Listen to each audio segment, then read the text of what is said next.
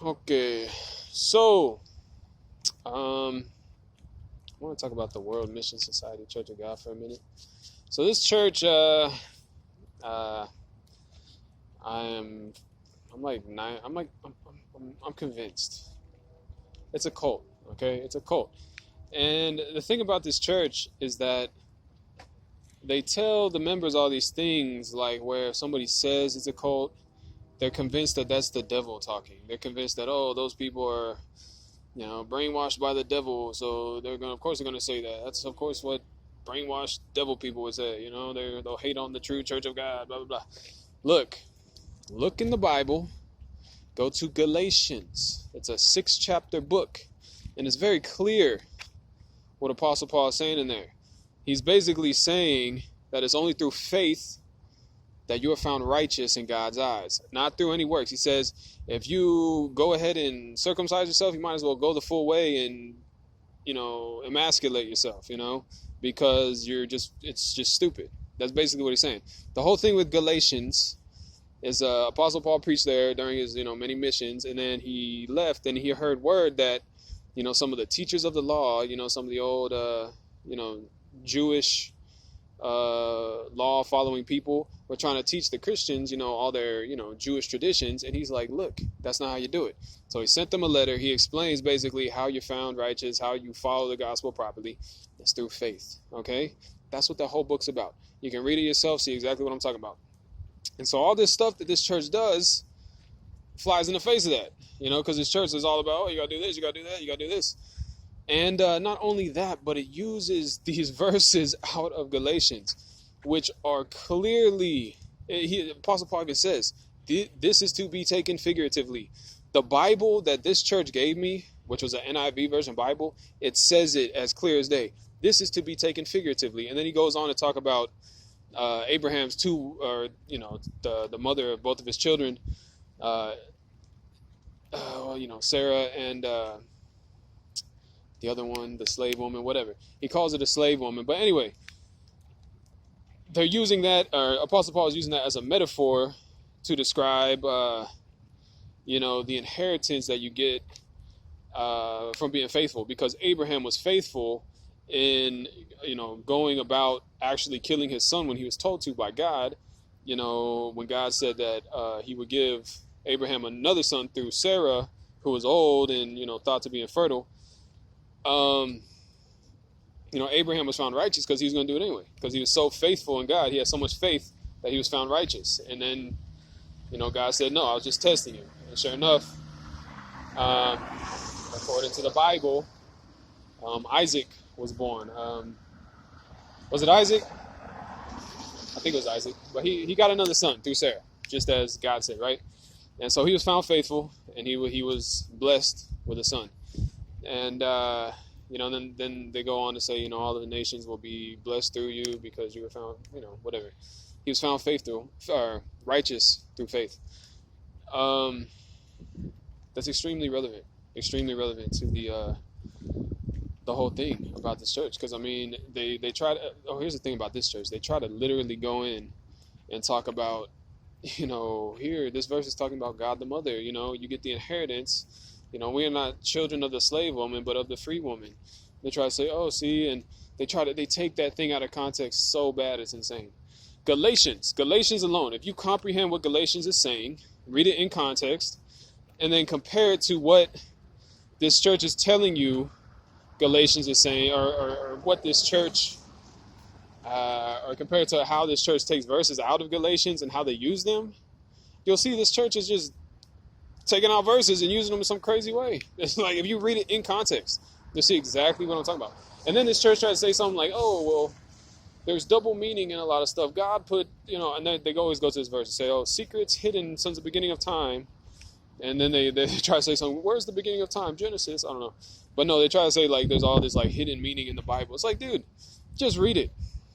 It's stuff, they're taking stuff out of context, and they're trying to justify it by some random verse that they say, oh, look, like, secrets hidden since the beginning of time. Like, it doesn't say that the Bible, it actually says at the end of the Bible, it says anybody who changes a word in this scribe will be cursed. You know what I'm saying? So it's like, pretty sure those words are the way they're supposed to be for a reason. You know what I'm saying? It's a freaking cult. it's a cult. There's so much more that I could say about this place. Um, just the way it's structured. Here's one thing. People get arranged in marriages. They get arranged in marriages. Like people that don't even speak English will come from Korea, get married to somebody in America just so they can become a U.S. citizen, and it's all in the name of serving God. And I'm just like, what? I remember when I was going there. There's actually a girl that I liked there, and my friend, he was kind of trying to explain how, like, oh well, if you want to go on a date, because they're very like weird about men and women being separate, and like I don't know, like they're iffy and touchy about like dating and stuff.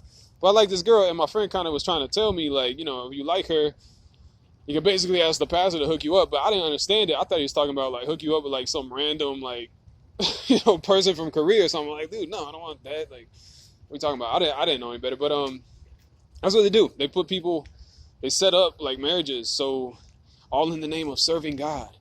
And like I remember there was a pastor at the one that I went to. I went to Third Houston in Houston, but that's what they call it, Third Houston Zion. It's a third branch of the church in Houston. And I kind of helped found that actually. I was like the first recruit when they were building that church, first new recruit. And I was like, it's kind of family oriented, very small church. I became very close to everybody, and the sister that actually preached to me, I'm not gonna lie, I liked her a lot. And it was very family oriented, but eventually we moved to a building, and then we got a new pastor that came from the first Houston Zion, and he was married to this girl who was a Korean girl. She was cool. They were both pretty cool. And but I remember I asked them, like, how'd y'all meet? And they're like, oh, we met at like I went to Korea. Like the guy, he was like, I went to Korea and I met her, and he made up this whole story. I'm gonna say he made it up, but he said, oh yeah, we just started, like, he almost basically said he fell in love. I'm like, but now like after a while, after I learned more about the church, I'm like, okay, like he was arranged, dude. Like, that was an arranged marriage. Like, I hate to say it, but it didn't seem like they clicked very well. Like, it did not seem like they clicked very well. And it was kind of obvious. It was kind of awkward. I'm not gonna lie. And there's just so much more about the church. There's just, one of the things that gets me is how superficial they are, how much they worry about their image. And like, Jesus teaches like so much against that. He's like, it's not what comes out of you, it's what goes into you. Or it's not what goes into you, it's what comes out of you that defiles you, because it's indicative of what's inside of you, in your heart or whatever. It's like, that was so much of what Jesus taught. It's talk about whitewashed tombs. On the outside you look nice and clean, but on the inside you're dead. You're dead inside. And that's what his whole thing was with criticizing the Jews, because he was Jewish himself, and he was criticizing the way that they were all like doing all these superficial rituals or whatever, traditions, whatever, following the law in all these certain ways. But that was just superficial crap. Internally, if their hearts weren't in the correct place, then they weren't righteous altogether. And so that was Jesus' whole thing. But this church is like obsessed with superficial crap.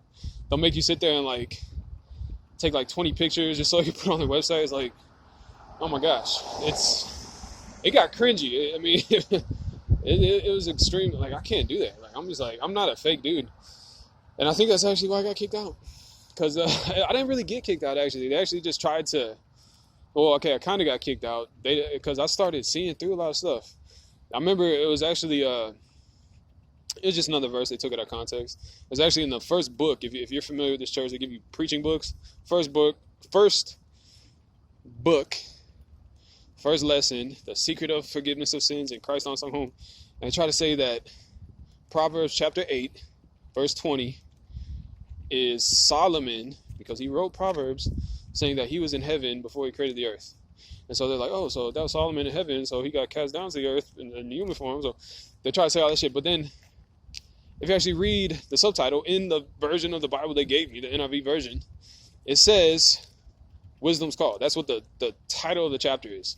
And it's basically the author of Proverbs speaking in like third person as if they are wisdom herself. You know what I mean?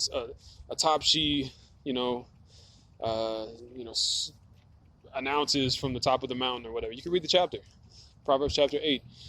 And I remember when I saw that, I was like, hey, this ain't Solomon is clearly wisdom. Wisdom's call. Like, what are you talking about? And I remember they just told me to ignore that shit. I was like, what? Can't ignore that. You're crazy. And then I just made me suspicious. Like, what else did they see that I haven't seen that they just ignore? I'm like, what the heck? And I remember I asked like a couple members about it, and they were just like, oh yeah, just ignore that. Just go on and just say it the way we tell you to say it. I'm like, but that's not the way the Bible says it. Like, I'm just gonna like take it out of context.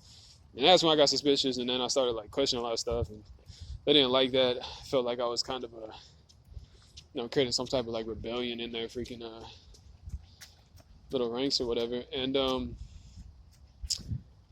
they didn't like that. They didn't like me having like a rebellious attitude and creating an uprising in the church or whatever. So they were like, okay, we want you to go to the First Use in Zion and study under the main preacher guy. And I was like, I don't think I'm good. And I said, you know what, I'm just gonna take a break because they didn't want me there. And I was like, okay, whatever. So I just quit basically. And it's a cult. It's a cult. And really, they'll tell you a lot of stuff. They'll say, stay away from family, spend all your time here, give your money to us. It's a freaking cult. It's a flat out cult. And that's why I started with Galatians, because I'm telling you, all you gotta do is read that in context. And it blows the whole freaking everything they say out of context out of the water. Just read Galatians in context. That's all you have to do. And that's how I can prove it's not me that's telling you. It's in the Bible. Just read the context of the Bible itself. Read what Apostle Paul is saying.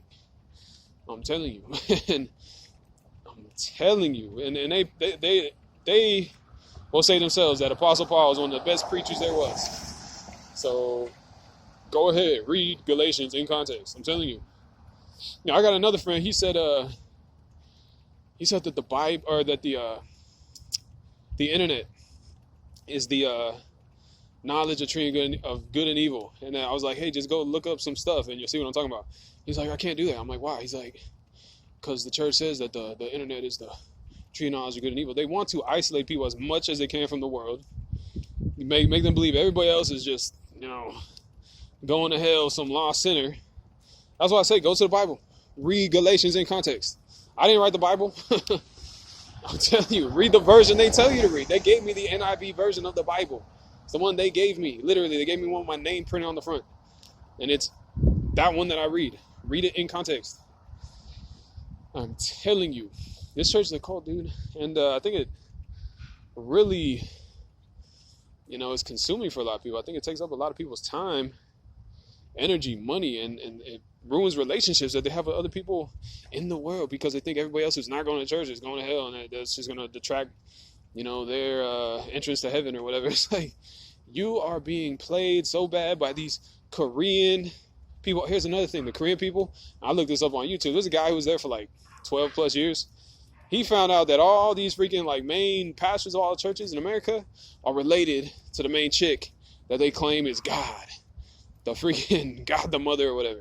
That's a big family. It's a family. It's a family cult. They're just like sucking so much money out of everybody.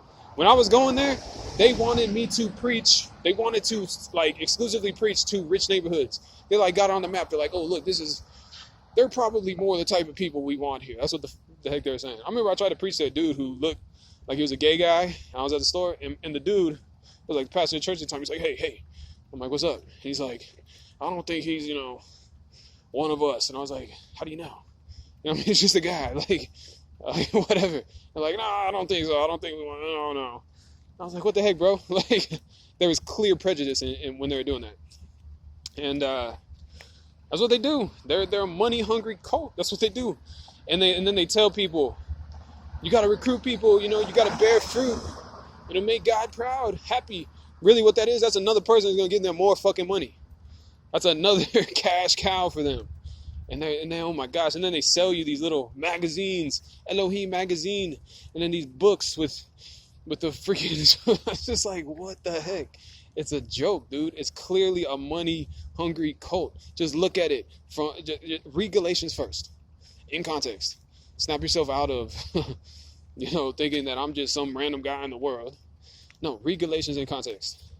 See how they take stuff out of context at the church, okay? And then look at it from like a business. Look at it. It's a racket. It's a cult where they just are sucking money out of everybody. Look at it. Be honest with yourself. It's a cult. It's so obvious. Super obvious. And they try to scare people. They try to say, oh, look, like all this stuff. You got go to a regular church for a while with other people. I'm telling you, just read Galatians in context. It says it all. It's not through any, it's through faith that you're found righteous. Anyway, it's a cult. It's a cult. I'm telling you. I remember everybody was trying to tell me that. I'm like, no, it's not. I was ignorant of the Bible. I said, no, it's not when I was ignorant of the Bible. Then when I actually got more familiar with it, I'm like, oh, yeah, look at this. Like, because I was ignorant of the Bible. Most of the people there are ignorant of the Bible.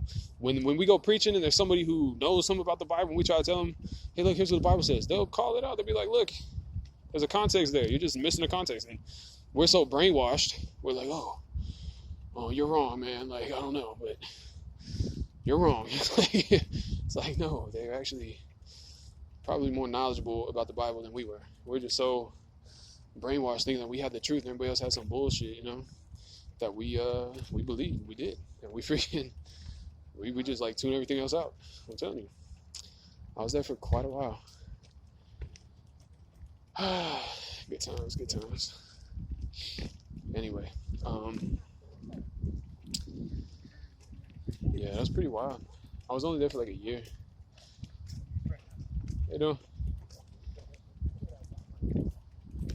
Anyway, I was there for less than a year. I was there for like 10 months. I mean, that's the thing. Like, I'm a quick learner. I remember when I actually first went, they were like, oh, you're learning so fast. You must be one of the 144. Like, this is amazing. And I guess, they try to, like, hype you up so you feel like you're special or something. But I learned it pretty quick. Like, but that's because I'm a quick learner. I was actually interested because when I got baptized really quick because this girl was convincing. Sister Diana, you're a convincing woman. Anyway, she preached to me and, like, really, she just, like, put it all out, like, real quick. I'm like, dang, man, like, she said, don't boast about tomorrow. You don't know what the day may bring. And said some stuff like, you don't got life in you unless you drink the blood of Christ. I'm like, oh my gosh, like, what do I do? Like, she's like, you get baptized right now. I'm like, okay, let's do it. I got baptized right there. And they kept trying to call me the eunuch, bro. I'm like, you know what a eunuch is? Like, are you crazy? Nah, but anyway, maybe that's why I left the church. I was offended. No, I'm just kidding.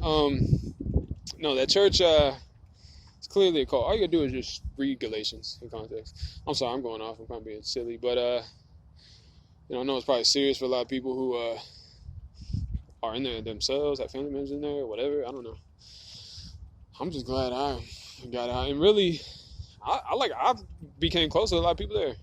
I'm thinking like, dang man, like I feel like obligated, like I still like feel close to them, like they're like people like I became close with. Like I said, it was very family oriented early on. I just feel like for the sake of them, I'm like, man, like I gotta break the spell, you know what I'm saying? Like expose this, Yeah, man, it's a cult. You can see it very clearly. You just really pay attention if you're honest with yourself. Like I said, when I was ignorant of the Bible, that's when I was really convinced. When I became more familiar with it, I was like, oh, look at this thing called context. Look at this thing called reading a full passage instead of just assuming something. And yeah, that's that's something anybody can do. And the more familiar you get with the Bible, the more you understand what you're reading at any given point. I really suggest Galatians though, because it's pretty straightforward. I mean, all you have to do is understand who Apostle Paul was. He was the guy who had in a flash who used to persecute the Christians, had a flash and said, I'm going to preach the gospel. He went around preaching the gospel, and I already told you what the context of Galatia was. I mean, that's all you really need to know for that. It's pretty straightforward. He's, telling them, you're doing it wrong, here's how you do it right. And it's pretty straightforward, straightforward directions, And man, if y'all are up in that, man, I hope y'all can get out, or I hope y'all figure it out, or whatever, That's a brainwashing cult, dude. And they're so nice and stuff. They're like, oh, and they cook food. And you're like, oh, yeah. Like, you just go back for the food. You're like, oh, yeah. Like, what are they going to cook this time? I'm telling you, the first time I went to church, they cooked a birthday cake for me because it just happened to be my birthday. I was like, oh, my gosh, the people are so nice. They were super nice. I'm not going to lie. I still got love for a lot of people there. It's a cult, though. Dude, it's a cult. It's a cult. It's a money-grubbing cult, man. You're a cash cow to these freaking Korean criminals. You know what I'm saying? They are criminals, dude.